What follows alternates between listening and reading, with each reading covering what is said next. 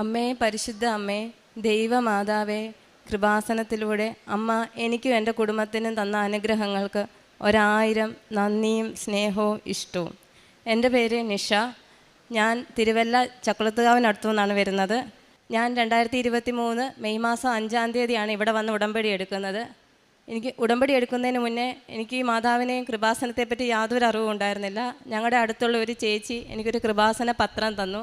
ആ പത്രം വഴിയാണ് ഞാൻ മാതാവിനെയും ഈ കൃപാസനത്തെപ്പറ്റി അറിയുന്നത്. അപ്പോൾ ഏറ്റവും ഞങ്ങളുടെ ജീവിതത്തിലെ കഷ്ടത സമയത്താണ് ഈ പത്രം എൻ്റെ കൈ വരുന്നത്. അപ്പോൾ പത്രം കിട്ടിയ ഉടനെ വളരെ ഒരു ക്യൂരിയോസിറ്റി തോന്നിയിട്ട് ഞാൻ വീട്ടിൽ വന്ന ഉടനെ തന്നെ ഈ പത്രം ഫുൾ ഇരുന്ന് വായിച്ചു. ശരിക്കും വായിച്ച് ഞാൻ അവിടെ ഇരുന്ന് ഉറങ്ങിപ്പോയി. കുറച്ച് കഴിഞ്ഞപ്പോഴത്തേക്ക് എൻ്റെ ചെവിയിൽ ഒരു സ്വരം കേൾക്കാം, വേക്കപ്പ് വേക്കപ്പ്, എന്തോ ഒരു സ്വരം. ഞാൻ ഭയങ്കര കണ്ണ് തുറക്കുന്നത് ഭയങ്കര ചിരിച്ചുകൊണ്ടാണ് കണ്ണ് തുറക്കുന്നത്. കണ്ണ് തുറക്കുമ്പം എൻ്റെ കണ്ണിലോട്ടൊരു സ്വർണ്ണ ഗോൾഡൻ കളറിൽ ലൈറ്റ് വന്നടിക്കുന്നതായിട്ട് എനിക്ക് ഫീൽ ചെയ്തത്. എനിക്ക് ഭയങ്കര ഒരു സന്തോഷം തോന്നി. ദൈവമേ, മാതാവ് എന്നെ വിളിക്കുന്നത്. അതിന് മുന്നേ ഞാനൊരു ഹിന്ദു വിശ്വാസിയാണ്. ഒരു ക്രിസ്ത്യ അങ്ങനെ ഒരു വിശ്വാസം എനിക്കില്ലായിരുന്നു. എന്നാൽ വിശ്വാസം ഇല്ലാതെയില്ല, വിശ്വാസം ഒരു വേറൊരു മൈൻഡിലായിരുന്നു. അപ്പോൾ എനിക്ക് അന്നേരം പെട്ടെന്ന് തോന്നി ഇവിടെ വരണം. ഞാൻ എൻ്റെ ഹസ്ബൻഡിനോട് പറഞ്ഞു നമുക്ക് കൃപാസനത്തിൽ പോകണമെന്ന് പറഞ്ഞു. പക്ഷെ എൻ്റെ ഹസ്ബൻഡ് ഇതിന് മുന്നേ തന്നെ മാതാവിനെ നന്നായിട്ട് വിളിക്കുന്ന ഒരാളായിരുന്നു. ഞാൻ കണ്ടിട്ടുണ്ട്. ഞങ്ങൾക്ക് കടയാണ്, സൂപ്പർ മാർക്കറ്റും ബേക്കറിയും നടത്തിക്കൊണ്ടിരുന്നായിരുന്നു. അപ്പോൾ ഒക്കെ ഇത് കോവിഡൊക്കെ കഴിഞ്ഞിട്ട് ഭയങ്കരമായിട്ട് കടയിൽ സെയിൽ കുറവ്, കട വല്ലാത്തൊരു അവസ്ഥയിൽ കൂടെ ആയിരുന്നു പോകുന്നത്. അപ്പോൾ ഒക്കെ എൻ്റെ ഹസ്ബൻഡ് മാതാവിനെ വിളിച്ച് പ്രാർത്ഥിക്കുന്നത് ഞാൻ കണ്ടിട്ടുണ്ട്. ഞങ്ങൾ നിലവിളക്ക് കത്തിച്ച് പ്രാർത്ഥിക്കും. അതിനോടൊപ്പം തന്നെ ഹസ്ബൻഡ് മെഴുകുതിരി കത്തിച്ച് മാതാവിൻ്റെ മുന്നിൽ മുട്ടുകുത്തി പ്രാർത്ഥിക്കുകയും ഒക്കെ കണ്ടിട്ടുണ്ട്. എന്നാലും ഞാൻ അങ്ങനെ ഒന്നും ശ്രദ്ധിക്കാറില്ലായിരുന്നു. പക്ഷേ ഇത് ഞാൻ ഹസ്ബൻഡിനോട് പറഞ്ഞപ്പോൾ ഹസ്ബൻഡ് ഞാനും കൂടി ഇവിടെ വന്ന് പ്രാർത്ഥിച്ചു. അന്നത്തെ ദിവസം ഞങ്ങൾ ഉടമ്പടി എടുത്തില്ല. കാരണം ഇവിടെ വന്നപ്പോൾ വലിയ തിരക്കായിരുന്നു, എങ്ങനെ എന്ത് വന്നൊന്നും അറിയത്തില്ലായിരുന്നു. തിരിച്ച് ഞങ്ങൾ വീട്ടിൽ പോയി. പോകുന്നതിന് മുന്നേ ഞാൻ ഇവിടെ പുറത്തിറങ്ങി ഒരാളോട് ചോദിച്ചു ഇവിടുത്തെ എങ്ങനെയാണെന്ന് ചോദിച്ചപ്പം വ്യാഴാഴ്ച ദിവസം വന്ന വലിയ തിരക്കില്ല, വന്ന് പെട്ടെന്ന് ഉടമ്പടി എടുക്കാം എന്നൊക്കെ ഇങ്ങനെ പറഞ്ഞു. പിന്നെ ആ ആഴ്ച തന്നെ വ്യാഴാഴ്ച വന്ന് ഞാൻ ഉടമ്പടി എടുത്തു. നേർച്ച വസ്തുക്കളുമായിട്ടെല്ലാം വീട്ടിൽ പോയി പ്രാർത്ഥന തുടങ്ങി. പക്ഷെ പ്രാർത്ഥന കൃത്യമാണോ എന്ന് ചോദിച്ചാൽ അല്ല, കാരണം എനിക്ക് ഇതിനകത്ത് കുറച്ച് അറിവുകേടുണ്ടായിരുന്നു. അപ്പോൾ ആ രീതിയിലുള്ള പ്രാർത്ഥനയായിരുന്നു. പത്രം കൊടുക്കാൻ തന്നെ ആദ്യം ഒരു ബുദ്ധിമുട്ടുണ്ടായിരുന്നു. പക്ഷെ ഞാൻ ഈ ഉടമ്പടിക്കകത്ത് ആദ്യം വെച്ച നിയോഗം തന്നെ എൻ്റെ കടയെ പറ്റിയായിരുന്നു. ആ കച്ചവടം അതിനെയാണ് മുൻഗണന കൊടുത്തത്. പക്ഷേ സംഭവിച്ച വേറൊന്നാണ്. കട 6 മാസത്തിനകം നമുക്ക് നിർത്തേണ്ട ഒരു സാഹചര്യം തന്നെ വന്നു. അപ്പോഴും എനിക്ക് മാതാവിനെ കുറ്റപ്പെടുത്താനൊന്നും തോന്നില്ല. പകരം എനിക്ക് ഫീൽ ചെയ്തത് വേറൊന്നുമല്ല, ഈ കട കാരണം ഞങ്ങളുടെ ബാധ്യത കൂടിക്കൊണ്ടിരിക്കുമായിരുന്നു. ഞങ്ങൾക്ക് മുദ്രാ ലോണ്, ഹൗസിംഗ് ലോൺ, ഇങ്ങനെ ഞങ്ങളുടെ ബാധ്യതകൾ ഒരു വശത്ത് ഈ കട മൂലം കൂടിക്കൊണ്ടിരിക്കുക. എനിക്ക് തോന്നിയത് മാതാവ് തന്നെ ഇടപെട്ട് ഈ കട നിർത്തിയതാണ്. കാരണം മുന്നോട്ട് പോയി കഴിഞ്ഞാൽ ഞങ്ങൾ വേറെ വലിയൊരു പ്രശ്നത്തിൽ അകപ്പെടുമെന്ന് മനസ്സിലാക്കിക്കൊണ്ട് തന്നെ മാതാവ് ഇടപെട്ട് ഞങ്ങളുടെ കട നിർത്തി. പക്ഷേ ഞങ്ങൾ പിന്നെ അത് കഴിഞ്ഞൊരു വലിയൊരു സ്ട്രഗിൾ തന്നെ ചെയ്യേണ്ടി വന്നു ഈ കഴിഞ്ഞ ഒരു 1.25 വർഷത്തിനുള്ളിൽ. വേറൊന്നുമല്ല, വരുമാനം ഞാനൊരു സർക്കാർ സ്ഥാപനത്തിലൊരു കരാർ ജീവനക്കാരിയാണ്, സ്ഥിര ജോലിയല്ല. അപ്പോൾ ആ ഒരു വരുമാനം, ഹസ്ബൻഡിന് ജോലി ഉണ്ടോ ഇല്ലയോ എന്ന് പറയാൻ പറ്റത്തില്ല. കാരണം ഇടയ്ക്ക് ജോലിയുണ്ട്, പിന്നെ കാണത്തില്ല. അദ്ദേഹം ഒരു ഡ്രൈവറായിരുന്നു. അന്നേരം ഇടയ്ക്ക് ജോലി കിട്ടാതെ അന്നേരം ഞങ്ങളുടെ ബാധ്യതകൾ വലിയൊരു പ്രശ്നം തന്നെയായിരുന്നു ഞങ്ങൾക്ക്.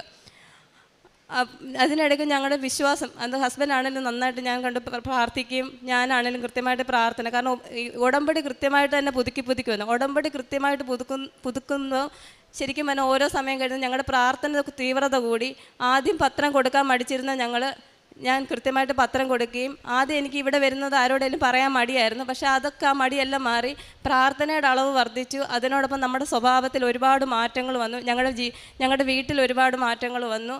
അതെല്ലാം പ്രാർത്ഥനയിലൂടെ വന്ന മാറ്റങ്ങളാണ്. അത് കഴിഞ്ഞ് ഇപ്പോൾ ഓരോ തവണ ഉടമ്പടി പുതുക്കുമ്പോഴും ഞാൻ വെച്ച നിയോഗങ്ങൾക്കകത്ത് മാറ്റമുണ്ട്. കാരണം ആദ്യം നമ്മുടെ പേഴ്സണൽ ആവശ്യങ്ങൾ മാത്രമായിരുന്നു വെച്ചിരുന്നത്. പക്ഷേ പിന്നീട് ആ പേഴ്സണൽ ആവശ്യങ്ങൾ ഞാൻ മാറ്റിയിട്ട് ഇപ്പോൾ ഇത് 5ാമത്തെ ഉടമ്പടി പുതുക്കുവാണ്. എൻ്റെ പുതുക്കുന്ന സമയത്ത് ഞാൻ വെച്ചിരിക്കുന്നത് എനിക്കിപ്പം മാതാവിൻ്റെ സംരക്ഷണം, സാന്നിധ്യം, സാമീപ്യം, ഇത് മാത്രം ഇപ്പം ഞാൻ വെക്കുന്ന നിയോഗം. കാരണം എന്ന് വെച്ചാൽ അതിലൂടെയാണ് ഇപ്പം ഞങ്ങളുടെ ജീവിതത്തിൽ ഒരുപാട് മാറ്റങ്ങൾ വരുന്നത്. വേറൊന്നുമല്ല, പറയത്തക്ക ഒരു മാറ്റം എന്ന് വെച്ചാൽ ഞാൻ പറഞ്ഞല്ലോ എനിക്ക് ബാധ്യത ഉണ്ടായിരുന്നെന്ന്. കഴിഞ്ഞ ഒരു 1.5 മാസത്തിന് മുന്നേ ഞാൻ ജോലി കഴിഞ്ഞ് വീട്ടിൽ വരുമ്പോൾ കാണുന്നത് ഞങ്ങളുടെ വീടിൻ്റെ മുന്നിൽ ഒരു നോട്ടീസ് ഒട്ടിച്ച് വെച്ചിരിക്കുന്ന. അപ്പം വീട്ടിൽ അച്ഛനും കുഞ്ഞുങ്ങളും മാത്രമേ ഉണ്ടായിരുന്നുള്ളൂ. അപ്പം ഞാൻ നോട്ടീസ് കണ്ടപ്പോൾ ഞാൻ എൻ്റെ മോളോട് ചോദിച്ചു, എന്താ മോനെ ജപ്തി നോട്ടീസ് വില? സത്യത്തിൽ തമാശയായിട്ടാണ് ഞാൻ ചോദിച്ചത്. പക്ഷേ അവൾ വളരെ നെർവസായിട്ട് പറഞ്ഞു, ആണമ്മേ ആന്ന് പറഞ്ഞു. അപ്പോൾ ശരിക്കും ഹൗസിംഗ് ലോണിൻ്റെ ജപ്തി നോട്ടീസ് വന്ന് ഒട്ടിച്ചു. ബോർഡും കൊണ്ട് അവരുടെ വീടിൻ്റെ വെളിയിൽ തൂക്കി വെച്ചിട്ട് പോയി. പക്ഷേ അച്ഛനാണെങ്കിൽ പിന്നെ നാണക്കേട്, അല്ലെന്ന് വെച്ചാൽ പബ്ലിക് കണ്ടു കഴിഞ്ഞാൽ നാണക്കേടല്ലേ, അച്ഛൻ ആ ബോർഡ് എടുത്ത് മാറ്റി. ശരിക്കും വല്ലാത്തൊരവസ്ഥ. 7 ദിവസത്തിനകം പൈസ അടയ്ക്കണം, അല്ലെങ്കിൽ അവർ ജപ്തി ചെയ്യുമെന്നാണ് അവരതിനകത്ത് പറഞ്ഞിരിക്കുന്നത്. അപ്പോൾ ഹസ്ബൻഡിന് ചെറിയൊരു ജോലി ഉണ്ടായിരുന്നു, മൂന്നാറിലാണ്. അപ്പം ഞങ്ങൾ എന്ത് ചെയ്യണമെന്ന് അറിയത്തില്ല. നമ്മുടെ കയ്യിൽ ഒന്നും തന്നെ ഇല്ല. കാരണം നമ്മൾ വട്ടപൂജ്യത്തിലാണ് നിൽക്കുന്നത്, ശരിക്കും അറിയാം. അന്നേരം ഞാൻ എന്ത് ചെയ്യണമെന്ന് അറിയാൻ വയ്യ. 7 ദിവസം എന്നുള്ളത് ബാങ്കുകാർ പറഞ്ഞു 14 ദിവസം എന്നാക്കി തന്നു. 7 ദിവസം കൊണ്ട് നമ്മുടെ ഇല്ല, 14 ദിവസം കൊണ്ട് അടയ്ക്കാനും നമ്മുടെ കയ്യിലില്ല. ആ സമയത്ത് നമുക്ക് ആരോടെങ്കിലും പറയാൻ മടിയാണ്. കാരണം പറഞ്ഞു കഴിഞ്ഞാൽ ആൾക്കാരെന്ത് വിചാരിക്കും, ആളുകൾ എന്ത് പറയും. ഞങ്ങൾ ആരോടും പറഞ്ഞില്ല. നമുക്ക് ചോദിക്കാനൊരു മുഖം പോലും ഇല്ല മനസ്സിൽ. ബന്ധുക്കൾ അവിടെയൊക്കെ നമ്മൾ ശരിക്കും അറിയാം, നമുക്ക് ആരുമില്ല എന്നുള്ളൊരു ഫീലിംഗ് ഇങ്ങനെയൊക്കെയുള്ള സമയത്ത് നമുക്ക് ശരിക്കും അറിഞ്ഞിട്ടുണ്ട്. ഇപ്പം എൻ്റെ ഒരു ഫ്രണ്ടുണ്ട്, അവൾ ഇസ്രായേലിലെ നേഴ്സാണ്. ഞാൻ അവളോട് മാത്രം പറഞ്ഞു. അവളോട് പറഞ്ഞപ്പോൾ അവൾ പറഞ്ഞു, നീ ആരോടും പറയാതെ മറച്ചു വെച്ചിരുന്നു, ഇത് എങ്ങനെ സോൾവ് ആകുമെന്ന് ചോദിച്ചു. ഞാൻ പറഞ്ഞു, ആരോട് പറഞ്ഞിട്ട് എന്താ കാര്യം, പറഞ്ഞു കഴിഞ്ഞാൽ നമ്മളെ ഹെൽപ്പ് ചെയ്യാൻ ആരെങ്കിലും ഉണ്ടെങ്കിൽ നമ്മളവരോട് പറഞ്ഞാൽ പോരെ. അവൾ എൻ്റെ കുറേ കൂട്ടുകാരും കൂടി എനിക്ക് കുറച്ച് പൈസ തന്നു. അത് കഴിഞ്ഞ് ഞാൻ നേരത്തെ ഒരു ലോണിന് അപ്ലൈ ചെയ്തിട്ടുണ്ടായിരുന്നു. പക്ഷേ എനിക്ക് സിബിൽ സ്കോർ ഇല്ലാത്തതുകൊണ്ട് എനിക്കത് കിട്ടത്തില്ല, റിജക്റ്റിനാണ്. ഞാൻ അതിനെപ്പറ്റി ഓർക്കുന്ന പോലും ഇല്ല. ഇതുപോലെ ജോലിക്ക് ഓഫീസിൽ പോകും, ഈ ഒരു പ്രശ്നം കാരണം നമുക്ക് ജോലി ചെയ്യാൻ പറ്റുന്നില്ല. അവിടെ ഇരുന്ന് ഞാൻ യൂട്യൂബിലാണെങ്കിൽ അച്ഛൻ്റെ ധ്യാനം ഇരുന്ന് കേൾക്കുകയും പ്രാർത്ഥിക്കുകയും മാധവനോട് കരഞ്ഞ് പ്രാർത്ഥിക്കും. ഇത് തന്നെ എനിക്ക് ജോലി ചെയ്യാനേ പറ്റുന്നില്ലായിരുന്നു. അത് കഴിഞ്ഞ ഒരു ദിവസം വൈകുന്നേരം ഓഫീസ് ടൈം കഴിയാറായി, 4:30 ഞാൻ ഇറങ്ങാൻ നേരം ആയപ്പോഴത്തേക്ക് എനിക്കൊരു ഫോൺ വരിക, ഇതുപോലെ ലോൺ നേരത്തെ കൊടുത്ത ലോൺ സാങ്ഷൻ ആയെന്ന്. അപ്പം നമുക്ക് എന്ത് പറയണമെന്ന് അറിയത്തില്ല. കാരണം എൻ്റെ സിബിൽ സ്കോർ എനിക്കറിയാം എത്ര ഉണ്ട് എന്നുള്ളത്. അപ്പം ഞാൻ അന്നേരം ഞാൻ പറഞ്ഞു ഹസ്ബൻഡിനോട് ആലോചിച്ചിട്ട് പറയാമെന്ന് പറഞ്ഞു. അപ്പോൾ ഹസ്ബൻഡിനോട് ചോദിച്ചപ്പോൾ പറഞ്ഞു, എടി ഇത് മാതാവ് നമുക്ക് തന്നതാണ് ഈ ഒരു അവസാന നിമിഷത്തിൽ. കാരണം 14 ദിവസം ബാങ്കുകാർ ടൈം തന്നിരിക്കുന്നത്. അപ്പോൾ കുറച്ച് അടച്ച് കഴിഞ്ഞ് കഴിഞ്ഞാൽ നമുക്ക് അവരെ ഒന്ന് പിടിച്ചു നിർത്താൻ പറ്റും, ആ ഒരു തുകയേ ഉള്ളൂ. അപ്പം ഞാൻ പറഞ്ഞു ഓക്കേ എന്ന് പറഞ്ഞു. അവർ പൈസ ബാങ്കിൽ നിന്ന് ലോൺ അനുവദിച്ചു വന്നു. എൻ്റെ കൂട്ടുകാർ തന്ന പൈസയും കൂടെ കൂട്ടി ഞങ്ങൾ കൊണ്ട് ആ ബാങ്കുകാരെ ഒന്ന് സമാധാനിപ്പിക്കത്ത രീതി 1,40,000 രൂപ കൊണ്ടുവന്ന് ഞങ്ങൾക്ക് അടച്ചു. അപ്പോൾ അവരൊരു വിട്ടുവീഴ്ച മനോഭാവം ഉണ്ടായി. അങ്ങനെ ആ ജപ്തിയിൽ നിന്ന് ഒഴിവായി. ഇത് പിന്നെ ബാക്കി തുകയുണ്ട്. ബാക്കി തുകയെപ്പറ്റി ശരിക്കും ഞങ്ങൾ ബോധേഡല്ല. കാരണം ഈ 1,40,000 രൂപ ഒരിക്കലും ഞങ്ങളുടെ കഴിവ് കൊണ്ടല്ല അന്ന് പോയി അടച്ചത്. മാതാവിൻ്റെ ഈശോയുടെ ഒറ്റ അനുഗ്രഹം കൊണ്ട് മാത്രമാണ് ആ ഒരു തുക അടച്ച് ഞങ്ങൾക്ക് ആ ജപ്തിയിൽ നിന്ന് അന്ന് ഒഴിവാകാൻ പറ്റിയത്. ഈ ഒരു സമയം തന്നെ, ഇപ്പോൾ ഈ ജപ്തിയുടെ ഈ ഒരു സമയം തന്നെ അടുത്ത കേസ് വരും. കാരണം ഞാൻ പറഞ്ഞത് ഞങ്ങൾക്ക് കടയുണ്ടായിരുന്നു, അത്യാവശ്യം മുദ്രാ ലോണും കാര്യങ്ങളും ഒക്കെ ഉണ്ടായിരുന്നു. അപ്പോൾ ഒരു പ്രൈവറ്റ് ബാങ്കിൽ ഞങ്ങൾക്ക് ഒരു ബിസിനസ് ലോൺ ഉണ്ടായിരുന്നു, അതിൻ്റെ കേസായി ഈ ഒരു സമയത്ത് തന്നെ വന്നിരിക്കും. അത് 1,13,000 രൂപ അടയ്ക്കണം. അവരത് കേസാക്കിയേക്കുക, എൻ്റെ പേരിലാണ് ലോൺ എടുത്തിരിക്കുന്നത്. അപ്പോൾ അതുകൊണ്ട് എനിക്ക് കേസ്. അപ്പം എൻ്റെ ഹസ്ബൻഡിന് എപ്പോഴും ഒരു വിഷമമാണ്, അത് കേസായി കഴിഞ്ഞ് കഴിഞ്ഞാൽ എന്ത് ചെയ്യും, ഞാൻ കോടതിയിൽ കയറേണ്ടി വരും. ഇതൊക്കെ പുള്ളിക്ക് വലിയ വിഷമമായിരുന്നു. പക്ഷേ ഈ എന്തോ ആ സമയത്ത് അവരൊരു പ്രൈവറ്റ് ബാങ്കുകാരായിട്ട് അവർ പറഞ്ഞു, നിങ്ങൾ 33,000 രൂപ അടച്ചു കഴിഞ്ഞ് കഴിഞ്ഞാൽ നിങ്ങൾക്ക് ഈ ലോൺ മൊത്തം ക്ലോസ് ചെയ്ത് തരാമെന്ന് പറഞ്ഞു. കാരണം ഞങ്ങൾ അടയ്ക്കാനുണ്ട് മുതൽ അതിൽ കൂടുതൽ, അതുപോലും കുറച്ചിട്ട് ഒരു പ്രൈവറ്റ് ഫിനാൻസ് ആയിട്ട് പോലും 33,000 രൂപ തന്നാൽ ലോൺ ക്ലോസ് ചെയ്യാമെന്ന് പറഞ്ഞു. ഞാൻ ആ മാസത്തെ എൻ്റെ സാലറിയും എൻ്റെ ഹസ്ബൻഡിൻ്റെ സാലറിയും കൂടെ കൂട്ടി ഞങ്ങൾക്ക് ആ ലോൺ അടയ്ക്കാൻ പറ്റി. ഇതും ശരിക്കും മാതാവിൻ്റെ അനുഗ്രഹം തന്നെയാണ്. പിന്നെ അതുപോലെ തന്നെ വേറൊരു കാര്യം, ഇപ്പം അന്നേരമൊക്കെ വിഷമിച്ചൊരു വരുമാനം ഇല്ലാത്തതുകൊണ്ടല്ലോ ഇതൊക്കെ നമുക്ക് ബുദ്ധിമുട്ട് വരുന്നത്. വീട്ടിലെ കാര്യങ്ങളാണെങ്കിലും കുഞ്ഞുങ്ങളുടെ കാര്യങ്ങളാണെങ്കിലും. എനിക്ക് 2 മക്കളാണ്, ഒരാണും ഉണ്ട് ഒരു പെണ്ണും ഉണ്ട്. അവരുടെയൊക്കെ കാര്യങ്ങൾ മീറ്റ് ചെയ്യാൻ വലിയ ബുദ്ധിമുട്ടാണ്. നമുക്ക് ഒരുപാട് സങ്കടപ്പെട്ടിട്ടുണ്ട്, ഇവരുടെ കാര്യങ്ങൾ എങ്ങനെ നടത്തും. എൻ്റെ ഹസ്ബൻഡിന് നല്ലൊരു ജോലി ഇല്ലാത്തതുകൊണ്ടാണ്. ആ സമയത്ത് ഞാൻ പറഞ്ഞില്ലേ, ഹസ്ബൻഡ് മൂന്നാർ ജോലി ചെയ്യുന്ന സമയമാണ്. അവിടെ ഒരു ചേട്ടൻ വരിക, ചേട്ടൻ വന്നിട്ട് പുള്ളി ട്രാവൽസിൽ ജോലി ചെയ്യുന്ന ഹസ്ബൻഡ് ഡ്രൈവറാണ്, ആ ചേട്ടനും ഡ്രൈവറാണ്. ആ പുള്ളി പറഞ്ഞു, ആഘോഷം ഇതുപോലെ ഇവിടെ വന്നു കഴിഞ്ഞാൽ നിനക്ക് നല്ല വരുമാനം കിട്ടും, ഈ സെയിം ജോലി തന്നെയാണ്, പക്ഷേ ബെനിഫിറ്റ് കൂടുതലാണ്, നല്ല ഫീൽഡാണ്, നിൻ്റെ പ്രശ്നങ്ങളൊക്കെ 3-4 വർഷം കൊണ്ട് ഈ ഫീൽഡിൽ നിന്ന് കഴിഞ്ഞാൽ ഒരുപാട് മാറ്റങ്ങൾ വരും, ഇവിടെ വന്നവരൊക്കെ രക്ഷപ്പെട്ടിട്ടേ ഉള്ളെന്ന് പറഞ്ഞു. അപ്പം ഹസ്ബൻഡ് പറഞ്ഞു, ചേട്ടാ ഒഴിവുണ്ടെങ്കിൽ വിളിക്കാൻ പറഞ്ഞു. ഈ പുള്ളി പോകുന്നു. തിരിച്ചൊരു 2 ദിവസം കഴിയുമ്പോഴത്തേക്ക് വിളിക്കുവാണ്, അവിടെ ഒഴിവ് വന്നിട്ടുണ്ട്, താല്പര്യം ഉണ്ടെങ്കിൽ വരാം. ഹസ്ബൻഡ് പോയി, അവിടെ ജോലി കിട്ടി. ശരിക്കും നല്ലൊരു മാറ്റം തന്നെയാണ് ഹസ്ബൻഡിന് കൊടുത്തത്. കാരണം ഒരുപാട് ഞാൻ കണ്ടിട്ടുണ്ട്, ഒരുപാട് ആൾ സങ്കടപ്പെട്ടിരിക്കുന്നത് കണ്ടിട്ടുണ്ട്. മുഖം കുനിച്ച് ചില 10 രൂപ കൈ വരുമാനമില്ലാതെ വിഷമിച്ചിരിക്കുന്ന ഒരാളെ ആളിന്ന് ഒരുപാട് മാറ്റം വന്നു. ഭയങ്കര സന്തോഷമാണ്, ജോലി തൃപ്തനാണ്. ഇതൊക്കെ മാതാവിൻ്റെ അനുഗ്രഹം കൊണ്ട് മാത്രം, മാതാവിൻ്റെ ഈശോയുടെ അനുഗ്രഹം കൊണ്ട് മാത്രം ഞങ്ങളുടെ ജീവിതത്തിൽ സംഭവിച്ച മാറ്റങ്ങളാണ്. പിന്നെ പറയാനുള്ളതെന്ന് വെച്ച് കഴിഞ്ഞാൽ എൻ്റെ മമ്മിക്ക് 2 തവണ, മമ്മിക്ക് ഒരുപാട് ശാരീരിക ബുദ്ധിമുട്ടുകളുണ്ട്. അപ്പോൾ മമ്മിക്ക് 2 തവണ ക്യാൻസറിൻ്റെ ഒരു സംശയം ഡോക്ടർ പറഞ്ഞു. ഒന്ന് നമ്മുടെ ഈ തലയുടെ പുറകുവശത്ത് ഇവിടെ കിളന്നിരിക്കുന്ന കണ്ട് ഒരു ക്യാൻസറിൻ്റെ സംശയം, പിന്നെ മുട്ടിൻ്റെ അവിടെ 2 തവണ. അപ്പോൾ ആദ്യത്തെ തവണ ഇങ്ങനെ പറഞ്ഞാൽ നമ്മൾ ഒരുപാട് വിഷമിച്ചു, എപ്പോഴും ശാരീരിക ബുദ്ധിമുട്ടുകളാണ്.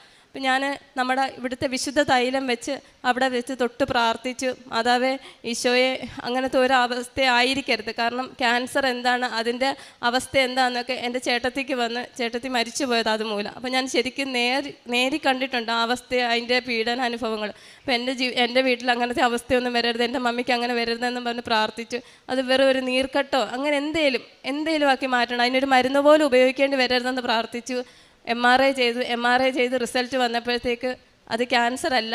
അതുപോലെ തന്നെ ഈ കാലിൻ്റെ മുട്ടുവശത്ത് അത് ശരിക്കും എക്സ്റേ എടുത്തപ്പോൾ കണ്ട നല്ലൊരു ട്യൂമറാണ്, നല്ല വളർച്ചയുണ്ട് അതിന്. അതും ഡോക്ടർ ഈ ക്യാൻസറാണെന്നാണ് സംശയം പറഞ്ഞത്. ഇതും അതുപോലെ MRI ചെയ്തു. അവിടെ ഞങ്ങൾ ഈ മാതാവിൻ്റെ തൈലം വെച്ച് വിശ്വാസ പ്രമാണം ചൊല്ലി പ്രാർത്ഥിച്ച് റിസൾട്ട് വന്ന് ഓങ്കോളജി ഡിപ്പാർട്ട്മെൻറ്റിലൊക്കെ പോയി റെഫർ ചെയ്തപ്പോൾ ക്യാൻസറിൻ്റെ യാതൊരു അംശങ്ങളും ഇല്ല, ജസ്റ്റ് ട്യൂമർ. അത് വളർച്ച വരുവാണെങ്കിൽ മാത്രം ആ ട്യൂമറിന് പേടിക്കേണ്ട ട്യൂമർ വല്ലെന്നാണ് അന്ന് ഡോക്ടർ പറഞ്ഞത്. ഇങ്ങനെ ഒരുപാട് അനുഗ്രഹങ്ങൾ ചെറുതും വലുതും ഒരുപാട് ഈ കഴിഞ്ഞ ഒരു വർഷത്തിനുള്ളിൽ ചെറുതും വലുതും ഒത്തിരി, അതായത് നമുക്ക് നമ്മുടെ ജീവിതത്തിൽ ഒരുപാട് അസുഖങ്ങളും കുഞ്ഞുങ്ങൾക്കൊക്കെ ആണെങ്കിലും വരുമ്പോൾ ഞാൻ ശരിക്കും പറഞ്ഞ ഈ ഉപ്പും വിശുദ്ധ തൈലവും വെച്ചാണ് പ്രാർത്ഥിക്കുന്നത്. അവരിലാണേലും രാവിലെ വൈകുന്നേരം അവരെ കൊണ്ട് ഞാൻ പ്രാർത്ഥിക്കാൻ, അവരിലൊക്കെ രണ്ടുപേരും രാവിലെ വൈകുന്നേരം പ്രാർത്ഥിക്കും, സ്കൂളിൽ പോകുന്നതിന് മുമ്പ് പ്രാർത്ഥിക്കും, തൈലവും ഉപ്പും ഉപയോഗിക്കും. ഇതൊക്കെ അവർ ഉപയോഗിക്കാൻ തുടങ്ങി. എൻ്റെ വീട്ടിലാണെങ്കിലും നല്ലൊരു അനുഭവം ഉണ്ടാകുന്നത്.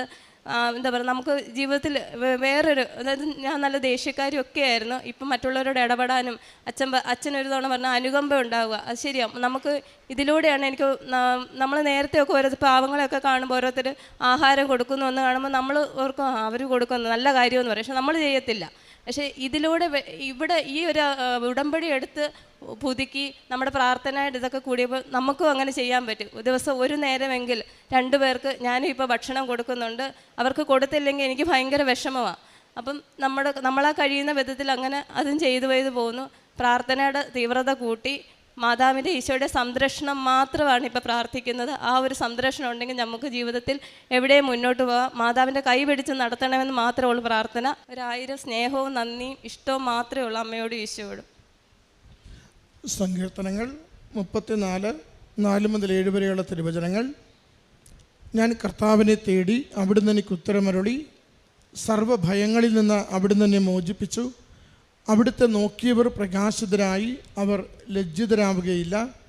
ഈ എളിയവൻ നിലവിളിച്ചു, കർത്താവ് കേട്ടു, എല്ലാ കഷ്ടതകളിൽ നിന്ന് അവനെ രക്ഷിക്കുകയും ചെയ്തു. കർത്താവിൻ്റെ ദൂതൻ ദൈവഭക്തരുടെ ചുറ്റും പാളയമടിച്ച് അവരെ രക്ഷിക്കുന്നു. നിഷ എന്ന ഈ സഹോദരി ഉടമ്പടി ജീവിതത്തിലേക്ക് പ്രവേശിച്ച് ലഭിച്ച ദൈവാനുഭവങ്ങളെ പരിശുദ്ധ കൃപാസന മാതാവിൻ്റെ തിരുനടയിൽ സാക്ഷ്യപ്പെടുത്തുകയാണ്. മകൾ തുടർച്ചയായ കടബാധ്യതകളുമായിട്ടാണ് ജീവിതം മുന്നോട്ട് പോയതെന്ന് സൂചിപ്പിക്കുന്നുണ്ട്. അത് ആ ബിസിനസ്സുമായി, സൂപ്പർ മാർക്കറ്റുമായി ബന്ധപ്പെട്ടുള്ള കടബാധ്യതകൾ, വീടുമായി ബന്ധപ്പെട്ടുള്ള ഹൗസിംഗ് ലോണിൻ്റെ കടബാധ്യതകൾ, ജപ്തി നടപടി വരെ എത്തിയ വിഷയങ്ങൾ, അത് എന്ത് ചെയ്യണമെന്നറിയാതെ ആകെ ഒരു വഴിയും കാണാതെ പ്രയാസപ്പെട്ട നാളുകൾ. അപ്പോഴാണ് അമ്മ മാതാവിൻ്റെ തിരുനടയിൽ ഉടമ്പടി എടുത്ത് പ്രാർത്ഥനയിൽ ഈ നിയോഗങ്ങളൊക്കെ സമർപ്പിച്ച് ജീവിച്ചു തുടങ്ങുന്നത്. മകൾ പറയുന്നുണ്ട്, ആദ്യം ബിസിനസ് നന്നാകാൻ വേണ്ടിയാണ് ഞാൻ നിയോഗം എഴുതിയതെങ്കിലും ആ സൂപ്പർ മാർക്കറ്റ് പൂർണ്ണമായും 6 മാസത്തിനുള്ളിൽ പൂട്ടിപ്പോവുകയാണ് ചെയ്തത്. അത് ആദ്യം എനിക്കത് ഉൾക്കൊള്ളുവാൻ പ്രയാസമുണ്ടായെങ്കിലും പിന്നീട് മനസ്സിലായി എൻ്റെ ബാധ്യതകൾ കുറയ്ക്കുന്നതിന് വേണ്ടി അമ്മ കാണിച്ചു തന്ന ആദ്യത്തെ വഴിയായിരുന്നു അതിൽ നിന്ന് പിന്മാറുക എന്നുള്ളത്. പിന്നീട് ഓരോരോ അവസരങ്ങളിലും പരിശുദ്ധമ്മയുടെ ഇടപെടലാണ് മകൾ സൂചിപ്പിക്കുന്നത്. ആദ്യത്തെ ജപ്തി നടപടിയുമായി ബന്ധപ്പെട്ട വീടിനകത്ത് നോട്ടീസ് ഒട്ടിക്കുമ്പോൾ മകൾക്ക് 1-2 പേരുടെ സഹായത്തോടു കൂടി ജപ്തി നടപടി പൂർണ്ണമായി ഒഴിവാക്കി കൊടുക്കും വിധം അത്ഭുതകരമായിട്ട് പണം ലഭിക്കുന്നതും അത് അടച്ചുകൊണ്ട് താൽക്കാലികമായിട്ട് ജപ്തി നടപടി ഒഴിവാക്കിയെടുക്കുവാൻ സാധിക്കുന്നതിനെയും സന്തോഷത്തോടു കൂടി സാക്ഷ്യപ്പെടുത്തുകയാണ്. അതോടൊപ്പം തന്നെ ബിസിനസ് ലോണ് വലിയ തുക ഉണ്ടായിരുന്നത് അത് മുതൽ പോലും അടയ്ക്കേണ്ടാത്ത വിധം വളരെ കുറഞ്ഞ ഒരു തുക അടച്ചുകൊണ്ട് ആ കടവും പരിഹരിക്കുന്നതിനുള്ള വഴികൾ അമ്മ മാതാവ് തുറന്നു കൊടുത്തതിനെ മകൾ സാക്ഷ്യപ്പെടുത്തുകയാണ്. അതോടൊപ്പം തന്നെ 2 പേർക്കും ജോലിയിൽ സ്ഥിരതയും ജോലിയിൽ ഉയർച്ചയും നൽകിക്കൊണ്ട് കൂടുതൽ സാമ്പത്തികമായ ഭദ്രതയിലേക്ക് കുടുംബത്തെ നയിച്ചതിനെയും മകൾ സാക്ഷ്യപ്പെടുത്തുന്നു. പ്രിയമുള്ളവരെ, ജീവിതത്തിൻ്റെ ഏതൊരു മേഖലയിലേക്കും പരിശുദ്ധമ്മയുടെ കരം പിടിച്ച് നമ്മൾ നടക്കുമ്പോൾ അമ്മ മാതാവ് നമ്മുടെ കഴിവ് നോക്കാതെ, നമ്മുടെ കുറവ് നോക്കാതെ, അമ്മയിലുള്ള ആശ്രയത്വം മാത്രം കണ്ടുകൊണ്ട് കണ്ണീരുകൊണ്ട് അമ്മയുടെ സന്നിധിയിൽ പൂമാല ചാർത്തുമ്പോൾ അമ്മ മാതാവ് ദൈവകൃപ കൊണ്ട് നമ്മുടെ ജീവിതത്തെ നിരന്തരം അനുഗ്രഹിച്ചു കൊണ്ടിരിക്കും. അതിൻ്റെ സാക്ഷ്യമാണ് മകൾ പറയുന്നത്. എല്ലാ വഴികളും അടയുമ്പോൾ, സഹായിക്കുവാൻ ആരുമില്ലെന്ന് തിരിച്ചറിയുമ്പോൾ, എൻ്റെ സഹായവും എനിക്കുള്ള വഴിയും ഈശോയുടെ വഴിയും ഈശോയുടെ സഹായവുമെന്ന് തിരിച്ചറിഞ്ഞ് അമ്മ മാതാവിനെ കൂട്ടുപിടിച്ച് പ്രാർത്ഥിക്കുമ്പോൾ അമ്മ മാതാവ് അത് വേഗത്തിലാക്കി നൽകുന്നുവെന്ന്, അപകടകരമായ അവസ്ഥയിൽ നിന്ന് വേഗത്തിൽ അതിൽ നിന്ന് രക്ഷിക്കുന്നുവെന്ന് മകൾ ഇവിടെ സാക്ഷ്യപ്പെടുത്തുകയാണ്. കൂടാതെ സഹോദരിയുടെ അമ്മയ്ക്ക് വന്ന രോഗസൗഖ്യത്തെക്കുറിച്ചും അവൾ സാക്ഷ്യപ്പെടുത്തുന്നുണ്ട്. ഇത് നമുക്ക് കൈമാറുന്ന സന്ദേശം പരിശുദ്ധമ്മയിലുള്ള ആശ്രയത്വം നമ്മുടെ ക്ലേശങ്ങളെ ലഘൂകരിക്കുന്നു, ഭാരങ്ങളെ ലഘൂകരിച്ചു തരുന്നു. ലൈറ്റ് വെയ്റ്റിംഗ് ആയിട്ട് നമുക്ക് കാര്യങ്ങൾ മാറിക്കിട്ടുന്നു. നമ്മുടെ കഴിവ് കൊണ്ടല്ല, ദൈവകൃപ കൊണ്ട്. Not by merit but by grace. നമുക്ക് ദൈവകൃപ കൊണ്ട് നമ്മുടെ ജീവിത പ്രശ്നങ്ങളെ പരിഹരിക്കുവാനുള്ള പുതിയ വഴികളെ അമ്മ നമുക്ക് തുറന്നു തരുന്നു. അതോടൊപ്പം തന്നെ നമ്മളെ അനാഥരായി വിടില്ല, നിരാശരായി വിടില്ല, പരിത്യക്തരാക്കില്ല. മറിച്ച് ജീവിതം സുരക്ഷിതമാക്കും വിധം അമ്മ മാതാവ് നമ്മളെ നയിക്കുകയും അനുയോജ്യമായ ഇടങ്ങളിൽ നമ്മുടെ ജീവിതവും നമ്മുടെ സാമ്പത്തിക മേഖലകളും നമ്മുടെ കുടുംബ ബന്ധങ്ങളും സുരക്ഷിതമാക്കും വിധം സഹായിക്കുകയും ചെയ്യുന്നു. ഈ മകൾക്കും കുടുംബത്തിനും ലഭിച്ച ഈ നന്മകളെ, അനുഗ്രഹങ്ങളെ ദൈവസന്നിധിയിൽ സമർപ്പിച്ചുകൊണ്ട് അമ്മ മാതാവിനും തിരുക്കുമാരനും കരഘോഷത്തോടു കൂടി നന്ദി അർപ്പിച്ച് ഈ സാക്ഷ്യം നമുക്ക് സമർപ്പിക്കാം.